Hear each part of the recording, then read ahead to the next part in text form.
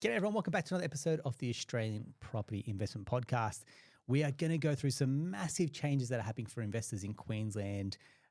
We've got a lot of people that have properties up in Queensland, so we want to talk through the changes that are coming through there. We also want to talk about property management. When we talk about property managers, I feel like they are the unsung heroes that happen within someone's portfolio, but I can speak from experience. You don't want a bad property manager in your corner. So how do we find you a grade property manager? That's what we're going to do today. And that's where I wanted to welcome Kylie Walker from That Property Mum. G'day, how you doing? I'm amazing. Thank you so much for having me here. Thank you for joining us. Now, I'm going to look over your shoulder. Is that a vision board that sits behind you? It is, definitely is, yes. I love a good vision board. We've actually done an episode on that as well. And actually, one of my good buddies reached out and says, because of that, he now has a vision board, which I thought was a really good example of taking action. So what, without you kind of bearing your soul there, what's on your vision board for those that can't see what's going on? Well, my two biggest ones, and I'm not taking it down until I achieve them, is to meet Oprah Winfrey. Nice. Or want to interview her or get her on my podcast. Yeah. And the other one is Reese Witherspoon. So I'm in the process of writing a fiction book at the moment. So I want to get my book in her hands and obviously turn that into, some sort of a TV series or something. So they're my two really big goals. And now they're out in the universe. So that's it. We'll see if I can actually tick them off and get rid of that vision board. Here we go. We've heard it here.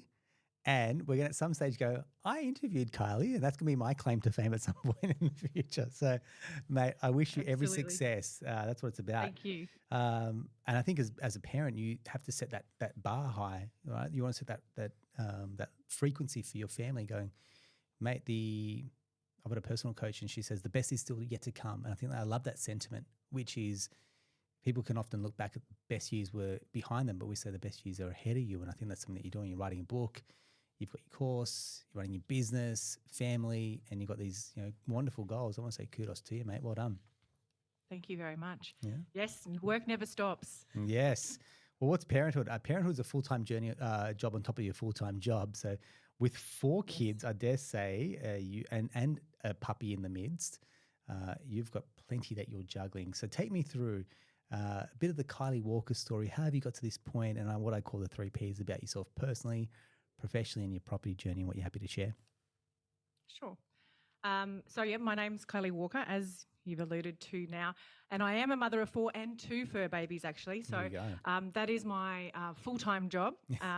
But originally I had a background in the media, and I was a TV sports journalist for many years. But I had to actually work weekends and late nights, and as you can imagine, with 4 young children, that I ran out of babysitting favours fairly quickly. So I decided to launch a real estate business, an independent brand. We started it back in 2011. It's called I Think Property. And this was right after the 2011 floods, where half of the core area that I was starting my business in went underwater. Wow. So I couldn't have started a real estate business, and my own property went under as well. So could not have started a real estate business in a worse time. But we were actually disgruntled investors ourselves, and I'm sure you've probably had personal experiences and spoken to lots of investors. Every investor I've ever spoken to has had a nightmare property management experience, and we were the same. So we decided to start our own business, and we thought, how hard can it be? We're Famous just managing properties, right? Yes. Yep. But what I quickly realised is that we aren't actually property managers. We're actually people managers. And the skill in managing properties is actually in managing your relationships with people, investors, tenants, and even your own trades and suppliers. Spot on. So we don't just collect rent, and we don't just manage the maintenance, which is technically what we're paid to do. But it's way more nuanced than that.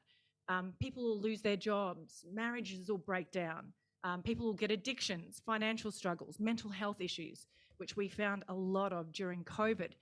And we have to navigate all those situations, making sure that we're still compassionate to people's extenuating circumstances, and yet still make sure that our property owners are able to meet their mortgage repayments and maintain that return on their investment. So it's definitely not an easy job, and I don't think people understand some of those challenges that property managers actually face. Well said. That is absolutely. Oh, we did it anyway. Yeah. Nothing's going to stop you at that point once you've got the idea in your head, right? That's right. But you've nailed it, which is your client who pays you is the landlord, but your other client is the tenant. And you are wedged in the middle of this relationship. And it's like you are the middle person and copying it from kind of both sides, isn't it?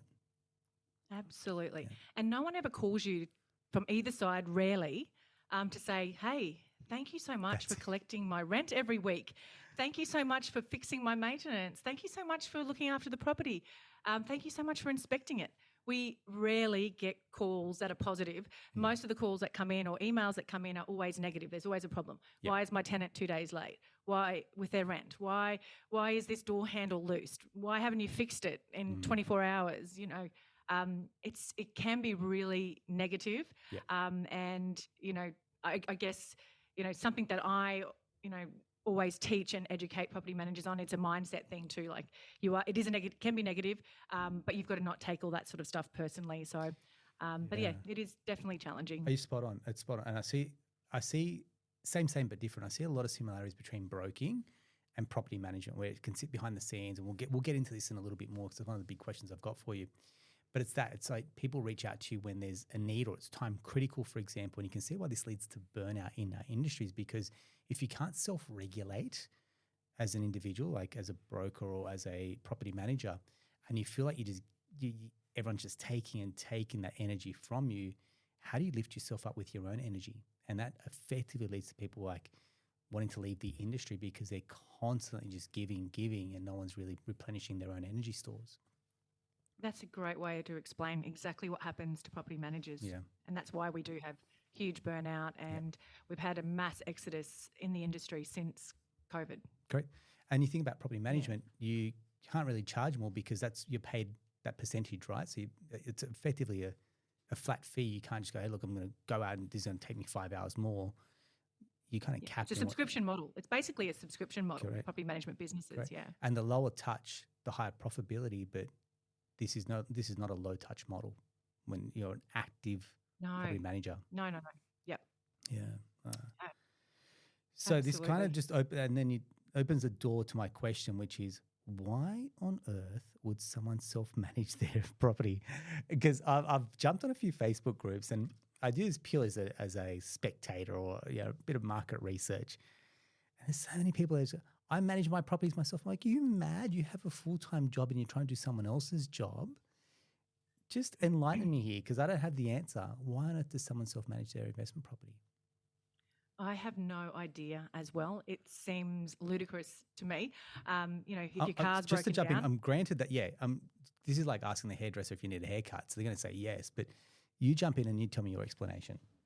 Yeah, well, exactly the same as that. Yep. If you got a car broken down, you don't pop the hood and start fiddling around under the hood yourself.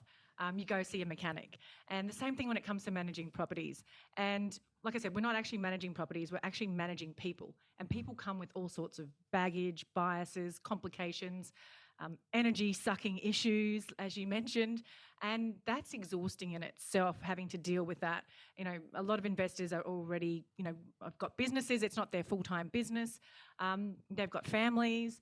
Why would you want to, throw that into the mix for as little as sometimes, we get paid, between, $30 to $50 a week per property is what it would cost an investor to have a property manager taking care of all of that for them.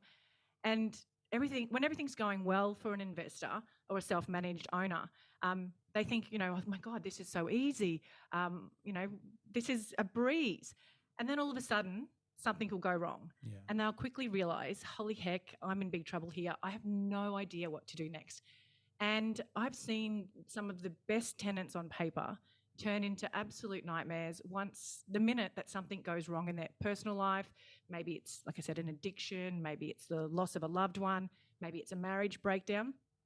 And I have over the years, and I still do, get a lot of self-managed investors calling me up and saying, Kylie, I've got this situation. Can you come and help me out? And probably the best example of what not to do as a self-managed owner is I had a lady, she managed around 20 properties herself as a part of a family portfolio. And she got all of her tenants on Gumtree. Red flag number one, don't ever do that. And when she came to me, I met her actually at the school tuck shop. We were doing sports day. And she was like really nervous and anxious and shaky. And I sort of, was talking to her, and I asked her what she does. And she said she's, self-managing all these properties. And I said, I've got a real estate business, but I didn't try and get the business. Yeah. I just sort of offered to support her with some advice. And most of the tenants were over 6 months behind in their rent, and many of the properties had been absolutely trashed. So eventually, when I sort of gave her some solutions and tips, and she eventually came to me a couple of weeks later and said, can you just take over all these properties and manage them and fix them for me? Which was obviously a massive job, but they were losing thousands and thousands and thousands of dollars, and it was an absolute nightmare. But we got in, we fixed it all up for her. No stress to them. She could sit back, watch the rent coming in. A small price, and it was a breeze. So yeah. Small price exactly. To pay small price to pay to avoid that feeling, isn't it? Yeah, I'm glad you turned it around. That's it seems crazy to do that. It does yourself. Seem crazy, doesn't it? I mentioned before around, I guess, our industry is similar. Low barriers to entry. Everyone seems like they're on a level playing field. So you collect the rent, for example, and you pass that on, you manage a few bills, and away you go as a property manager. And same with a broker. You arrange a loan and you get it submitted by a bank and approved. But you and I know that's not the case at all. That there are property managers that are more equal than others, more experienced, more niched, for example, been around, maybe they've owned properties themselves, and then that starts to separate the good and then the great or the exceptional. So if someone's looking to engage a property manager, what are some of the good questions to be asking? How do you then differentiate someone that has experience or expertise? Take me through what's on your checklist. I would say the first thing you want to do is look for someone who has experience. Definitely quite a few years experience is really important. And in that experience comes an understanding of the legislation, which is getting more and more complex by the year. We've just had a whole heap of new changes, which I think we'll discuss later on. But somebody that understands the legislation is really important. Secondly, I'd look for somebody that is in relatively close proximity to your investment. It doesn't have to be the exact suburb, but definitely that same area. And this is because you want somebody that really understands the local market, what rent is being achieved, and they're also close on hand if anything goes wrong, like the tenants abandon the property. And this does still happen. Or when you're reletting the property, you want to be able to, open the property up, show people through consistently. And finally, I'd look at what software and tech they are using as well. And I know this sounds like a really weird question. No, this is great. But the better agents and agencies will be using the latest tech and software. And the reason that I personally use the latest tech and software is because I want to be able to provide my investors with the ultimate in transparency on what is going on with their property. That protects me. And that also protects them. So things like tenants being able to, apply for properties 24/7 or book in viewings online. There's some amazing software and tech around inspection reports now. So you can put 360-degree cameras in properties. So this is going to eliminate the need to ever have to go to court over the condition of a property when the tenant moved in or throughout the tenancy. It is absolutely amazing technology, and if an agency isn't utilising that, I'd be questioning why. Also down to little things like having all your documents electronically signed, getting rid of all that paperwork, which creates a lot of room for errors. So they're probably the three top things that I would be looking for if I was an investor out in the marketplace at the moment. Beautiful. Thank you, Rach. Your last point, that point around technology, I think it's when you have a forward-thinking, progressive property manager, that's what it shows. Like someone that's investing in their business will invest in your greatest asset, which is your investment property, versus the stale. I see it when you go to listings for rent. And I look at our clients when they go to have their properties up for rent, and there's like one photo online. I'm like, what are you doing? how are you going to get a good quality tenant when they're not even showing the photos? How much extra effort would it really be to take just a good few photos to show the property in its glory that would attract a really good tenant? Does that surprise you? No, no, it doesn't surprise me. I mean, the amount of photos you come across with toilets and lids up in photos for advertising your property, I don't know why, or grass backyards overgrown, or green pools. It doesn't take much, and I guess that's a sign of the professionalism of the company advertising your property. Unfortunately, we're in a market now where the properties are just rental prices are going through the roof, high demand, low supply, and property agencies unfortunately can get a little bit lazy when it comes to marketing the properties, because they know they're going to have 20, 30 people waiting to apply for that property. So it's when the market turns, correct, that's when it's going to weed out the good property managers from the great property managers. Yeah, well said. Yeah. Perfect. Let's go through these Queensland, so the changes that are happening in Queensland, because I know this is your neck of the woods, what's going on up in Queensland. So I've got a list here. We'll make this available as a downloadable if you've got investment property in Queensland or about to buy there as well. I'll whip through these and I'll get you to jump in and tell me a little bit more about it. So the first one is rent bidding. The agent is not permitted to accept rent offers higher than the advertised price. Take us through what happens there, Kylie. Yeah. So this has actually always been in place in Queensland, and it's not really any different to what has been in place, although agencies have been doing it. And I think this is just like a warning to say, hey, we're onto this now. We're going to be looking and fining people for doing this. But basically, if you've got 20 applications, agencies are saying, look, I've got 20 applications, what's your best offer? Almost like a sales scenario. Yeah. Put your best offer forward for the property. And sometimes people can be paying up to $100 more than the asking price for a particular property. So that's kind of putting a stop to that at the moment. Yeah, that's crazy sometimes, isn't it? What people were willing to, again, just take it off the market. I'll pay whatever is over everyone else to blow them out the water. Maximum rent in advance. The agent is not permitted to accept more than 1 month's rent in advance for a new tenancy. So this is when people go, I'll pay 3 months up front just so if I can get the property. Is that correct? Yeah, that's correct. Yeah, absolutely. So this is a little bit nuanced, because you can't ask them to pay more than the 1 month at the start of the tenancy, but the tenant can actually offer to pay more once they're in place in the tenancy. So if they write to you and say, hey, I want to pay 6 months in advance, so you could have this, conversation behind the scenes and then tell the tenant, look, send me an email 1 month in that you want to pay 6 months in advance, and then we can still collect that 6 months in advance rent. So, yeah, it's a bit of a loophole, bit of a grey one. I don't know. But yeah, that is, and what we're finding actually interestingly in the market at the moment is we've got a lot of people who've sold their properties and they've gone back into renting, in between before they decide what they're doing next. So they are cashed up, and they do want to, and because the market's so tight, they want to be able to get a property, and that's how they are actually securing a lot of properties, is by offering that rent in advance. So. I was curious I as to why guess someone maybe would do that's it. evening out the playing field a bit. They're trying to even out that playing field a little bit for people who don't have that option. But there's a loophole. You can still do it. So I don't know. Okay. Legislation sometimes baffles me. Yes, correct. Unintended consequences. Best a well-laid plan, but yeah, execution kind of falls down as well. But is this so? This becomes a bargaining chip where they will pay months up front. So I'm always curious. Why would you pay 6 months up front? Put that money somewhere else in a savings account and try and earn some more. But yeah, I see where you're going. Rent increases are limited to 12 months and are attached to the property instead of the tenancy. Yep.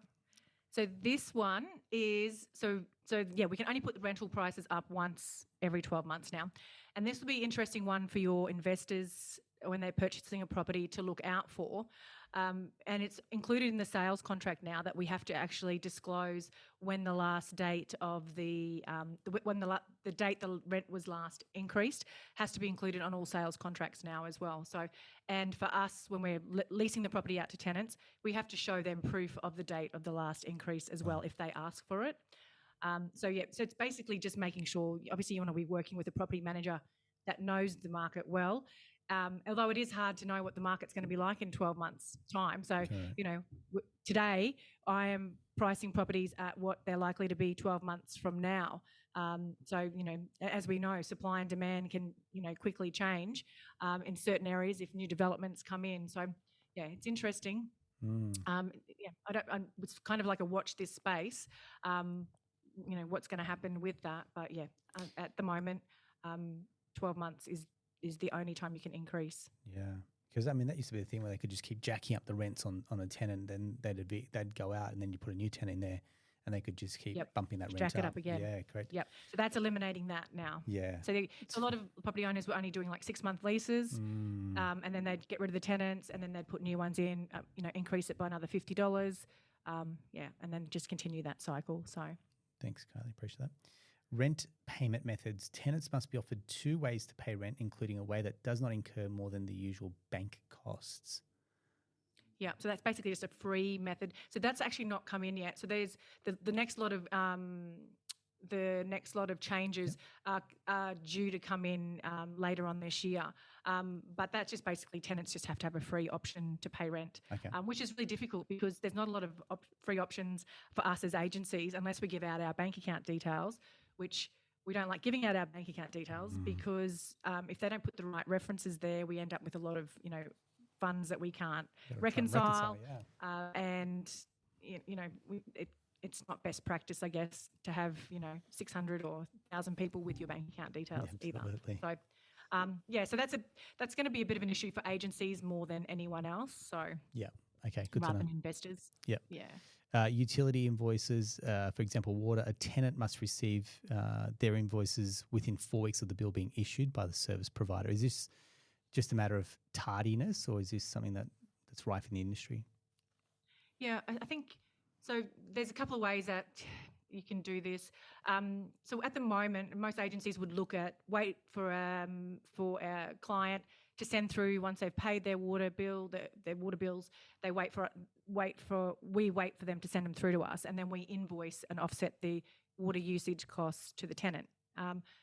But what happens is sometimes, we all are busy and we forget to send these bills through, and then all of a sudden you might send through the last, year's worth of bills, and then the tenants hit, with 3 or 4 bills all at once. So I guess it's just making it a bit fairer for tenants to have the funds available with, cost of living increases. What I do in my agency is I recommend that all my clients have their water bills and their council rates all directed through to our agency, and we process them all out of rental payments. We don't miss a bill. It just, we pay the bill, the tenant gets invoiced. There's no room for, the things not being done. So if you are working with an agency and they have that option, I would recommend that, just get all your bills assigned to your agency, have them pay them on your behalf, and it's all streamlined then in your end of financial year statement. You don't have to go looking for your rates bills and stuff. It's all there for your accountant. Send off the one document. Done. Well said. This becomes particularly important as you start to scale up. There's a great interview that we did with Nick Val, the accountant that I met through Australian Property Scout, and this is what he's saying: as people start to scale up, the ones that are really, really good and well organised in terms of the admin, whether it's the loans and the interest and all the bills and maintenance, the ones that can be organised are the ones that can scale. The ones that are disorganised, they're fumbling around. It's like this is the stuff that will hold them back. So to your point, if your property manager has the ability to take that on, it's a no-brainer that you'd almost delegate your admin to your property manager. Absolutely. We even pay insurances as well. So there you go. Yeah. Body corporate, all that sort of stuff. Beautiful. Minimum entry notice periods increase from 24 hours to 48 hours. A bit of respect for a tenant if you're trying to get access. Yeah, I think so. Yeah, that's 24, 48 hours. It's not really a big deal at the end of the day, unless obviously if it's an emergency maintenance, we can still access that. So, but I think just giving them better conditions for the tenants. Okay, great. Frequency of entry, new limits apply after a notice to end the tenancy has been issued. Yeah. So I guess this is when we're reletting the property. We're looking for new tenants, and holding open homes. It's just, I guess, making it, again, a little bit easier for the tenants not to have, 3 times a week people traipsing through the property. It's only down to 2 times a week, which I don't know many agencies that would do open homes more than twice a week anyway. So, just giving them some more, peace of mind or privacy. Yeah. Make it easier. Great. Thank you very much. Maximum bond, no more than 4 weeks rent can be requested by an agent. Yeah, that's already in place at the moment. So, that is part of the legislation currently. So, I think what they're probably going to crack down on fines more around that. I guess now a lot of agencies in the past have taken extra bond for sort of pet, for pet insurances. If somebody wants a pet, they'll say, well, you've got to pay an extra 2 weeks on top of your bond in case the pet does some damage. So that they're just going to crack down on that a lot harder and issue some fines. Some of the fines around this legislation is crazy, and interestingly, the fines are going against the property managers, not the business owners. So yeah, right. Okay. So a level of responsibility has to come down to the individual property manager as well. Yeah. Absolutely. I mean, it's like any, especially like us, extra level of compliance. Your operating costs start to go up because it's your time that then goes into managing the business and the changes in this business, right? So. Yeah, absolutely. Yeah, cool. Okay. Evidence for bond claims. The agent must provide the tenant with supporting evidence within 14 days of lodging a bond claim or dispute. Yeah. This one's going to be a little bit more difficult because obviously this is, if we've got to take out carpet cleaning or we've got to take out repairs or pest control. And sometimes it's really hard to get our trades to the property to do those ideally we get them there, within the sort of 7 days, but it's getting increasingly harder to get trades to properties at the moment. I'm not sure if other property managers are experiencing that, but certainly in my area. That could be a bit of a problem where bonds might get released back to tenants before we can claim what we need to claim. So there'll be a bit more urgency around that when tenants are vacating. Maybe mitigating that by putting some vacate inspections in place, which we've just started. We'll go in about 3 weeks out, do a pre-vacate inspection, and make sure that we are across. And for example, one of my properties. It's going to need a lot of work. There's an iron mark on carpet, so we know we're going to need carpets replaced, which could take longer than that 14-day period, and holes in walls. So we're kind of working with the tenant now to get a lot of that stuff done before they actually vacate the property. So, so it's just, I think, a change in processes for agencies around that will be required. Just out of curiosity, what type of damage, what's bad? Like, what have you seen that's terrible in terms of... You were seeing it all, right? There's obviously great tenants and that leave the place in a great place and respectful, and then you have some horror stories. I'm curious. Yeah, I have got a lot of stories I could tell you, but probably the one that sticks in my mind the most was a self-managed one. Some family friends of mine, their father was managing the property himself, and there was drug dealers in the property, and drug addicts and drug dealers. And he couldn't, communicate with them, had run out of options to get them out of the property. So he asked me to, could I help? So I, tried all my options, all my negotiation skills. And eventually I had to just go and knock on the door. And the tenant has opened the door and the door was wedged shut with a butcher's knife. And he's pulled the butcher's knife out and he's standing there with this, big butcher's knife in front of me. You could not see in the house from stolen goods were absolutely everywhere. Anyway, had a conversation.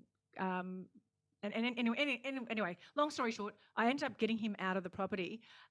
They actually took a lot of their valuable stolen goods and then just abandoned the property. But sadly, when we went in there, this is still to this day, and I actually showed my kids the photos of this property because I wanted them, obviously, my kids are very privileged kids. They've gone to good schools. I wanted them to see that that's not how everybody lives and how other kids are not. So in this property, the family had, and I'd done a bit of stalking on Facebook, and that had 7 kids taken off them, and in the baby's cot in the bedroom, it was full of needles. But on the wall behind the baby's cot, and this is like digressing, sorry, totally off topic, but On the wall behind the cot was instructions for this baby's care, like, at 8 a.m, get up, feed the baby bottle number 1 in the fridge, change baby's nappy 9:30, 11 a.m, baby's bottle, you know what I mean? Just, how a baby is left in this environment, I have no idea. But anyway, it was a very sad situation, and I used it as a teaching opportunity for my children. So that's probably the worst experience I have. But I don't understand why people this mentality when people go into a property, they've got housing, which is one of our prime human core needs. We need housing, we need a home, and then when they as they go in, they're all so grateful and thank you so much. I've got a roof over my head for my family. By the time they leave, they don't. I don't know if I can swear, but they don't give a crap about the property. A lot of them, not all of them, and they there's damages, their rent's behind. They don't clean it. Like I just. And then they expect us to give them references to move into another property. It is very frustrating, that part of the property management journey. Yeah.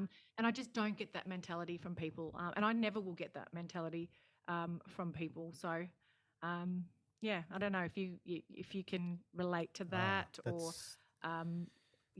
That story breaks me. I hear that stuff.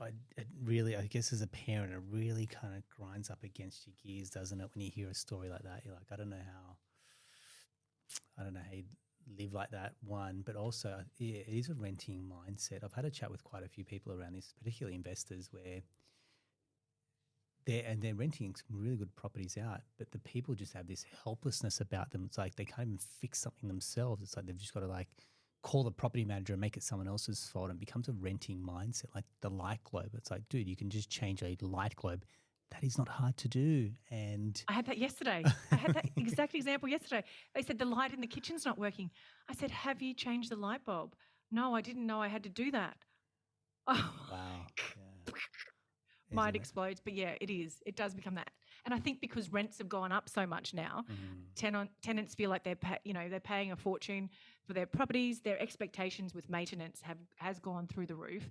And once upon a time, you could wait till the routine inspection, and we would then you collectively get all the maintenance that's required then. So you can send one trade out and do all the maintenance that's required, rather than having one trade to go out and change a light bulb, or one trade to go out and fix a loose door handle. So, I think now that we need to change the way that we're doing maintenance. I think that's definitely something that needs to be addressed in property management businesses. I've got a few ideas around this, but it's definitely an area where the tenants' expectations have changed. Oh, absolutely. Yeah. Great. They've got 2 more to tick off here. Rental application. I digressed. I think it was definitely worth having a chat about the rental application process. New standardized rental application form to be used with limits on what information can be requested from the tenant. Yeah. So I think they're just going to bring out an application form that's across the board that all tenants fill in. So you can't, I'm not sure what we can and can't ask for. They haven't been clear or specific on that yet. But we ask for a lot of documentation now. Whether that's breaching privacy, I'm not sure. But it'll be interesting to see what they allow us to have and not have. At the moment, we can actually get tenants' bank account details, which is great. It gives us, great transparency over what their spending habits are. Because at the end of the day, it's all well and good if the tenant can afford the property, which is getting harder and harder to find tenants, I'll be honest. At the moment, with the way that rental prices are increasing, it's really hard for us to find tenants that can afford the rents right now. Wow. And we are, our affordability is normally 30%. We're pushing that out to 40% now. But it's all well and good if they tick that box. But then if you have a look at their bank statements and, they're at the pokies every night and there's no judgment here on that either. It's just, we know that they're probably going to struggle if, with their expenses, or they probably don't have a budget in place, or I mean, you're looking through the lens of would I your client's the landlord. Would I entrust this landlord's greatest asset to this individual? It's like we look through the lens, would a bank lend this money to a client, for example, and you become that litmus test for does this pass? Is this kosher? And if you're looking at if you're looking at that going, if this was my property, would I put them in there? And you're going, question mark, then you wouldn't do it to someone else. Yeah, exactly. I know. Yeah, exactly. That is a great way to explain it. Yeah. Yeah. So, I think so. Yeah, I don't know whether we'll be able to still have access to that or not, which will be interesting to see. And I mean, you and I, again, similarities, we come across a lot of sensitive data. And I think that's probably, again, alludes to like, better security measures. You get access to someone's bank accounts, passports, ID documents, you name it, ATO portals, and you go tax returns. We're sitting on a lot of confidential, sensitive data. So if it limits it, but then you've still got to kind of find a way to vet a client, for example, or a tenant, some standardization would be good.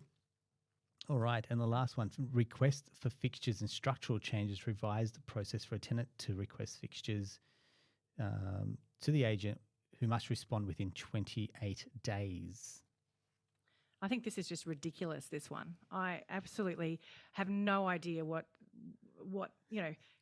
I have no idea what that actually means, and I'm looking forward to seeing some more clarity around what that is. But the way that it reads is that a tenant can go in and say, hey, I'm not happy with these fixtures, and I'm not really happy with the structure of the back deck. It faces the wrong way and I don't get the morning sun. Can they, and the owner's got to respond to that within 28 days, and can the owner just say no? Yes. I don't understand it, to be honest, just to be completely honest. And it seems a little bit crazy. Fair enough if it's a dangerous fixture or a dangerous structural issue, fair enough. They have to be fixed. That's a no-brainer. But I'm just not really sure what that is going to mean for investors when they're purchasing properties. So my interpretation of that was per that last bit, who must respond within 28 days. I feel like it's more a responsiveness than a timeliness thing. Possibly, because and what are they just all going to say no? You know what I mean? You know what I mean? So the response is no. Sorry. It's creating more admin is possibly what's going to happen there as well, right? I know, and it seems like it's just giving more power to tenants, but I don't understand why the tenants would need that power to request fixtures and structural changes. I just don't get that one. So watch this space.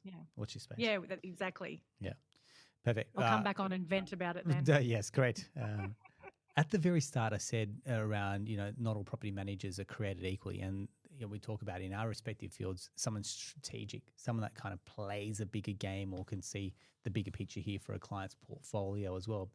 And one of the big things, especially in this current higher rate environment, is increasing yields. Investors are chasing better yields, for example.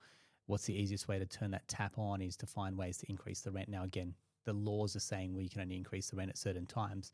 But to get to that point where you can justify a rent increase or make the profit, make a higher margin, what are some of the ways that you can give advice to your own investors or investors at large to go, here's how to become more strategic with your yield increases as well? Yeah, absolutely. Like you just said then, obviously increasing the rent is the easiest way to improve the rental yield. And I think having a property manager having an experienced property manager who understands investment and managing investments. You'll have a lot of people who can manage the properties, but you don't get a lot of property managers that actually understand even what a rental yield is. You'll be surprised, and that would probably be a great way of vetting a property manager. What is the rental yield on this property?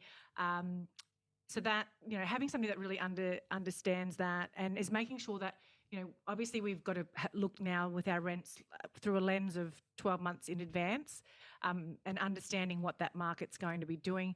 And I don't know. Again, I don't know what that. This has only just come in on the 6th of June. So I don't know what that's going to look like. Are we all going to be putting that rent up by way too much? and then the market's going to come back. And these poor tenants that are locked in for that, so I don't know what's going to happen there. But, yeah, getting as much rent as you possibly can is obviously the first way. And then offsetting some of your expenses that the tenants can pay for, like your water usage. You'd be surprised at how many property owners don't offset their water usage to the tenants. It's the biggest part of the bill. And you can charge in Queensland the state bulk water charge and the tenant usage charges. You do have to have the property water compliant, and that is as simple as getting your plumber out there to go and make sure that the property is water compliant and giving you a certificate. So I would definitely recommend that, especially if you've got an older property. It's not that expensive to get it up to date with compliance. I would also make sure that, I think I alluded to this before about, maintenance. It's got to be handled in a different way. I think a lot of agencies, I've got a new maintenance software that I've implemented in my business that creates great transparency for the tenants, the property owners and the suppliers. Everybody's in the loop with every step of the way. But making sure that that's more systemised so that you don't have a lot of wasted expenses on call-out fees for, somebody to go, or, a lot of trades are now charging to go out and quote. So just making sure that, that your agency has a really a systemised way, I guess, of managing maintenance so that you can reduce your expenses around maintenance. I'd also be talking to your accountant and getting that depreciation schedule looked at when it comes to end of financial year. If you've got a mortgage, again, I've been advising, and I do annual investor reviews with my clients.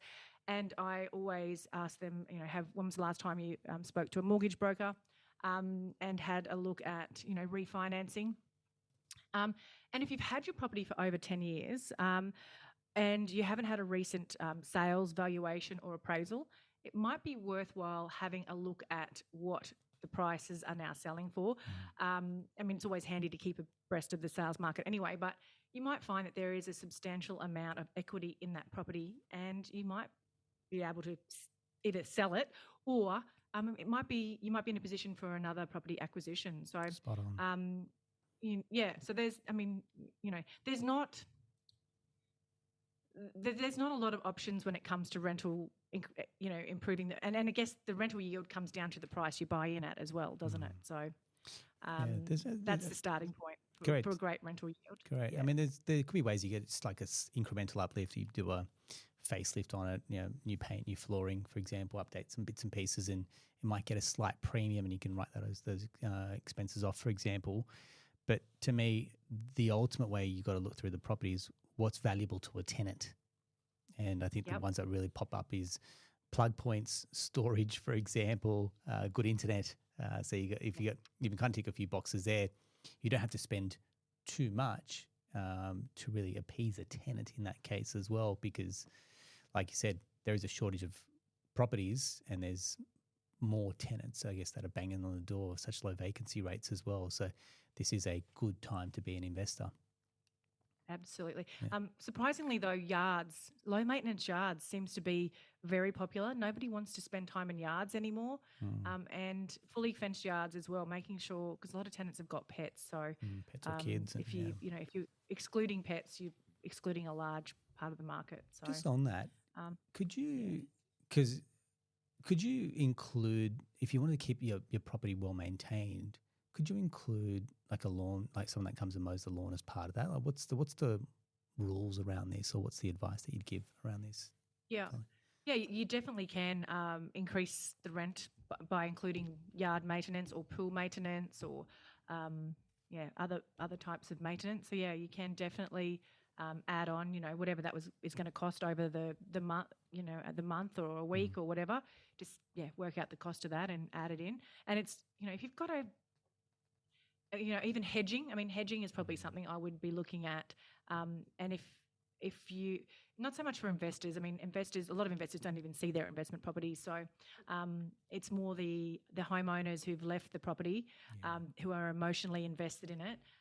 They're more inclined to want things, left as it was when they'd spent all their time, putting the hedges in from seedlings and growing them. They're very house proud and yard proud.